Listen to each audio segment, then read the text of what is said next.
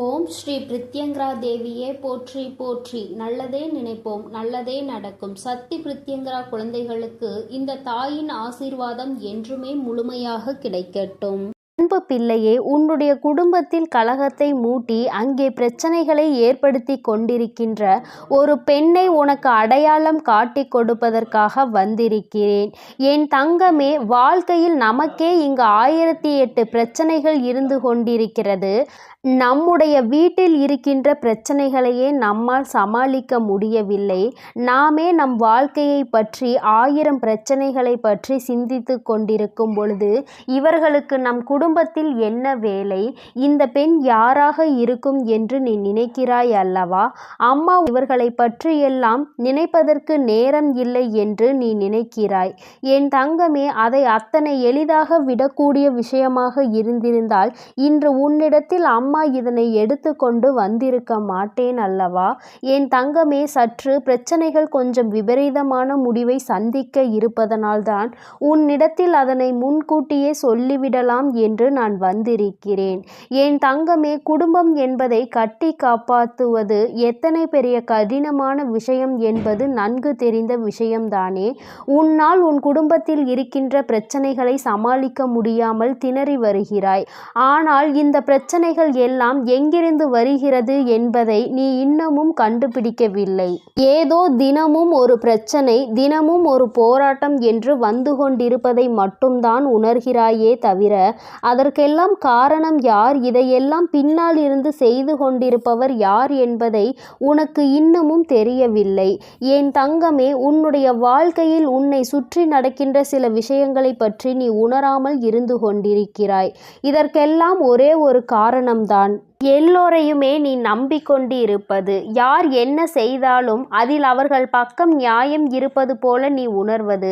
உன்னுடைய குடும்பத்தில் யாராவது மற்றவர்களை பற்றி ஒரு விஷயத்தை சொன்னால் கூட அதை நம்ப மறுப்பது. உனக்கு அதை நம்ப வேண்டும் என்ற எண்ணம் இருக்கிறது.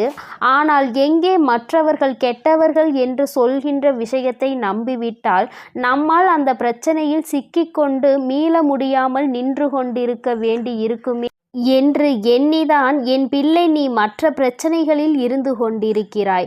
வாழ்க்கையில் நமக்கு இருக்கின்ற கஷ்டங்களை பார்த்து கொண்டு நம் வேலையை பார்த்து கொண்டு இருந்தாலே போதும். மற்றவர்களின் பிரச்சனைகளில் ஒருபோதும் தலையிடக்கூடாது என்று நீ நினைக்கின்றாய். அதனால் வருகின்ற பின்விளைவுகளை நாம் எந்நாளும் சந்தித்து கொண்டு இருக்க முடியாது.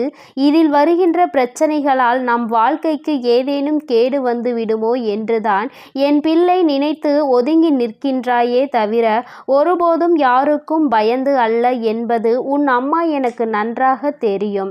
ஆனால் என் தங்கமே, மற்றவர்கள் குடும்பத்தில் பிரச்சனைகளை உருவாக்க வேண்டும் என்று நினைப்பவர்களை அத்தனை எளிதாக விட்டுவிட முடியாது அல்லவா? அவர்கள் உனக்கு மிகவும் நெருக்கமானவர்களாக இருக்கின்ற பட்சத்தில் நீ அதனை தெரிந்து கொள்ள வேண்டும் அல்லவா?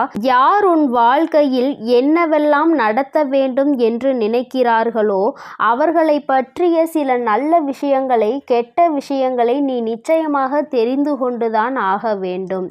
ஏனோ வாழ்கிறோம், ஏதோ வாழ்க்கை செல்கின்றது என்றெல்லாம் இருந்துவிடக் கூடாது.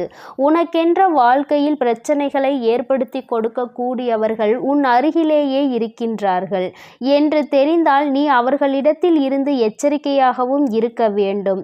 அவர்களுக்கு நீ எச்சரிக்கை செய்யும் வகையிலும் நடந்து கொள்ள வேண்டும். அத்தனை சுலபமாக உன் வாழ்க்கையில் நுழைந்து உனக்கு பிரச்சனைகளை ஏற்படுத்தி கொடுக்கின்றவர்களை பயமுறுத்த வேண்டாமா? உன் வாழ்க்கையில் நுழைந்தது எத்தனை பெரிய தவறு என்று அவர்கள் காலம் முழுவதும் கண்ணீர் சிந்த வேண்டும்.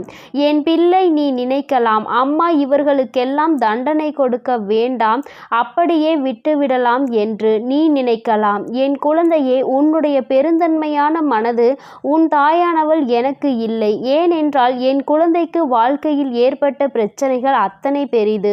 அவர்கள் உனக்கு கொடுத்த கஷ்டங்கள், நீ சிந்திய கண்ணீர், என்ன பிரச்சனை நமக்கு நடக்கிறது என்று காரணமே தெரியாமல் நீ அழுது புலம்பியது, இது எல்லாவற்றிற்கும் தீர்வினை காண வேண்டும் அல்லவா? உன்னுடைய மனது ஆறுதல் பட்டாலும் உன் அம்மா என்னுடைய மனது அத்தனை எளிதாக ஆறுதல் படுவது கிடையாது. இவர்களுக்கெல்லாம் சரியான தண்டனையை கொடுக்க வேண்டியது என்னுடைய பொறுப்பாக இருக்கிறது. என் தங்கமே, உன்னிடத்தில் இருந்து அவர்கள் பெற்ற உதவிகள் 1000. ஒரு நாள் கூட என் பிள்ளை தன்னிடம் உதவி என்று கேட்டவர்களுக்கு இல்லை என்று சொன்னது கிடையாது. அதிலும் தெரிந்தவர்கள் என்றால் எப்படியாவது எதையாவது செய்து உதவி செய்திட வேண்டும். தன்னிடம் இருக்கின்ற பொன்னையும் பொருளையும் கூட பெரிதாக மதித்தது கிடையாது. அவர்கள் கேட்கும் பொழுது எடுத்து கையில் கொடுத்து விடுவது. இது போன்ற குணங்களை கொண்ட என்னுடைய பிள்ளை உனக்கு துரோகங்களை செய்யவும் உன்னுடைய வாழ்க்கையில் பிரச்சனைகளை மூட்டவும் இவர்களுக்கு மனம் வந்திருக்கிறது என்றால் அவர்கள் இன்னமும் எந்த எல்லைக்கு வேண்டுமானாலும் செல்வார்கள். அதனால் அவர்களுக்குரிய தண்டனையை உடனடியாக அவர்களுக்கு வழங்கிவிட வேண்டும் அல்லவா? என் தங்கமே, இது போன்ற கலகத்தை ஒரு குடும்பத்தில் மூட்டுகின்ற அளவிற்கு எண்ணங்களை கொண்டவர்கள் யாராக இருக்க முடியும் என்று நினைக்கிறாய்? அம்மா அடையாளத்தோடு சொல்கிறேன். நான் சொல்லும் பொழுதே அவர்களின் புகைப்படம் உன் கண் முன்னாலே வந்துவிடும். என் பிள்ளையே, நான் சொன்ன பிறகு நீ அவர்களை பற்றி என்ன நினைக்கிறாயோ அதை அப்படியே செய்துவிடலாம். ஏனென்றால் அவர்கள் செய்கின்றது அத்தனை சுலபமான காரியம் கிடையாது. அவர்கள் உன் வாழ்க்கையில் செய்து கொண்டிருக்கின்ற விஷயம் சகித்து கொள்ளக்கூடிய விஷயம் அல்ல. குடும்பத்திற்குள் இருக்கின்ற பிரச்சனைகளை நிம்மதி இல்லாமல் ஆக்கிவிட்டு மேலும் மேலும் பிரச்சனைகளை மூட்டிக் கொண்டிருப்பது மற்றவர்களுக்கு வேடிக்கையாக விடக்கூடாது அல்லவா? இதையே அவர்கள் எந்நாளுமே அவர்களின் வாடிக்கையாக வைத்து விடுவார்கள். ஒரு முறை நீ தெரிந்தும் அதை கண்டுகொள்ளாமல் இருந்து விட்டால் அவர்கள் நாம் என்ன செய்தாலும் கண்டுகொள்ள மாட்டார்கள் என்ற எண்ணம் அவர்களுக்குள் வந்துவிடும். என் தங்கமே, அதிலும் ஒரு பெண் இது போன்ற ஒரு காரியத்தை துணிந்து செய்கிறாள் என்றால் அதை நிச்சயமாக நீ என்ன செய்ய வேண்டும் என்று சிந்தித்து அவர்களை உன்னுடைய குடும்பத்தில் இருந்து ஒதுக்கி வைத்துவிட வேண்டும். அவர்களுக்கு கொடுக்க போகின்ற தண்டனை இனி வாழ்நாள் முழுவதும் யாருடைய குடும்பத்திலும் எந்த ஒரு பிரச்சனைகளுக்கும் தான் காரணமாக இருக்கக்கூடாது என்ற எண்ணத்தை உருவாக்கிவிட வேண்டும். என் தங்கமே, இவர்களின் அடையாளத்தை அம்மா உனக்கு சொல்கிறேன், தெளிவாக புரிந்துகொள். அவர் உன்னுடைய குடும்பத்தில் உன்னுடைய தந்தை வழியில் அவரோடு பிறந்த ஒருவரினுடைய பிள்ளை ஆவார். என் தங்கமே, அது மட்டும் அல்லாமல் இல்லத்தின் அருகிலேயே இருந்து கொண்டிருப்பவர், என்னாலும் உன்னுடைய இல்லத்திற்கு வந்து சென்று கொண்டிருப்பவர், உன்னுடைய குடும்பத்தில் அதிகமான அக்கறை கொண்டவர் போல இல்லத்தில் நடக்கின்ற எல்லா விஷயங்களிலும் முன்னால் நின்று செய்வது போல செய்து கொண்டிருப்பவர். ஆனால் மனதிற்குள் எந்த ஒரு நல்ல எண்ணங்களும் உன் குடும்பத்தின் மீது அவருக்கு இல்லை. அது மட்டும் அல்லாமல் மற்றவர்களிடத்தில் எந்நாளுமே எந்த ஒரு விஷயத்தையும் யாருக்கும் நீதான் செய்து கொடுத்தாள் என்பதை அவர்கள் சொல்வது கிடையாது.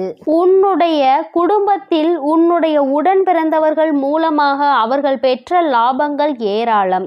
பணத்தை கூட கொடுத்துவிட்டு திரும்ப வேண்டாம் என்று சொல்கின்ற அளவிற்கு உதவிகளை செய்திருக்கின்றார்கள்.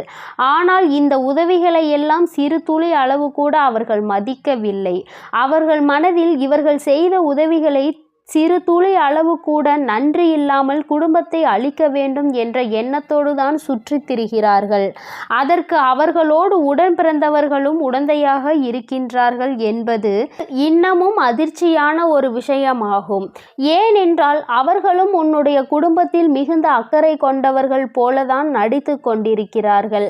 அவர்களுக்கும் எண்ணம் என்ன தெரியுமா? அவர்களின் குழந்தைகள் அவர்களினுடைய வம்சம் நன்றாக இருக்க வேண்டும்.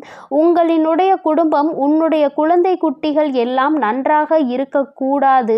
அவர்கள் வாழ்க்கையில் நல்ல நிலையை அடைந்துவிடக் கூடாது. உதாரணத்திற்கு சொல்ல வேண்டும் என்றால் படிப்பு சம்பந்தமான விஷயமாக இருந்தாலும் வாழ்க்கை சம்பந்தமான விஷயமாக இருந்தாலும் அவர்களுக்கு சிறப்பாக எதுவும் கிடைத்துவிடக் கூடாது என்று நினைக்கிறார்கள். இவர்கள் எண்ணத்தை அம்மா எப்படி எடுத்துக்கொள்வது என்று நீ இப்பொழுது சொல். இவர்களுக்கு தண்டனை கொடுப்பது நியாயம்தானா? இவர்களுக்கு மிக பெரிய அடி ஒன்றினை அம்மா அவ்வாழ்க்கையில் கொடுக்க போகிறேன். எந்த ஒரு கெடுதலையும் செய்ய நினைக்க கூடாத அளவிற்கு அவர்களுக்கு மிக பெரிய இடியாக தலையில் இறக்கப் போகிறேன்.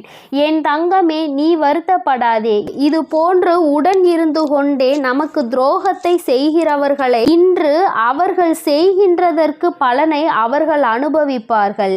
இது இந்த வராகியிடம் இருந்து அவர்களுக்கு நிச்சயமாக கிடைக்கும் என்பதில் எந்த ஒரு மாற்று கருத்துமே கிடையாது. என் பிள்ளையே, உன்னுடைய வாழ்க்கையில் இனிமேல் மற்றவர்களினுடைய தலையீடு இல்லாமல், மற்றவர்கள் குடும்பத்திற்குள் கலகத்தை மூட்டுகின்ற அளவிற்கு இடம் கொடுக்காமல் இருக்க வேண்டும். மூன்றாவது ஒருவரின் தலையீடு, மூன்றாவது ஒருவரின் பேச்சை கேட்டு குடும்பத்தில் ஒரு விஷயங்களை செய்வது என்று ஒருபோதும் இருந்துவிடாதே. சொந்தமாக முடிவெடுத்து குடும்பத்தில் உள்ளவர்களிடம் மட்டும் கலந்து பேசி எந்த ஒரு முடிவையும் எடுக்க வேண்டும். என் பிள்ளை, இதில் இனி எப்பொழுதும் கவனமாக இருக்க வேண்டும். என் செல்ல குழந்தையே, இந்த வராகி அம்மாவினுடைய அருளும் ஆசீர்வாதங்களும் உனக்கு எப்பொழுதும் முழுமையாக இருக்கும். என் தங்கமே, அதனால் நீ எதற்காகவும் கலங்க வேண்டாம், எதை நினைத்தும் வருந்த வேண்டாம். நீ நல்லதையே நினைத்தால் உன் வாழ்வில் எப்பொழுதும் உனக்கு நல்லது மட்டுமே நடக்கும். என் அன்பு குழந்தைக்கு இந்த சக்தி பிரித்யங்கராவின் அன்பும் ஆசீர்வாதமும் முழுவதுமாக கிடைக்கும். ஓம் ஸ்ரீ பிரித்யங்கரா தேவியே போற்றி போற்றி. ஓம் ஸ்ரீ பிரித்யங்கரா தேவியே போற்றி போற்றி.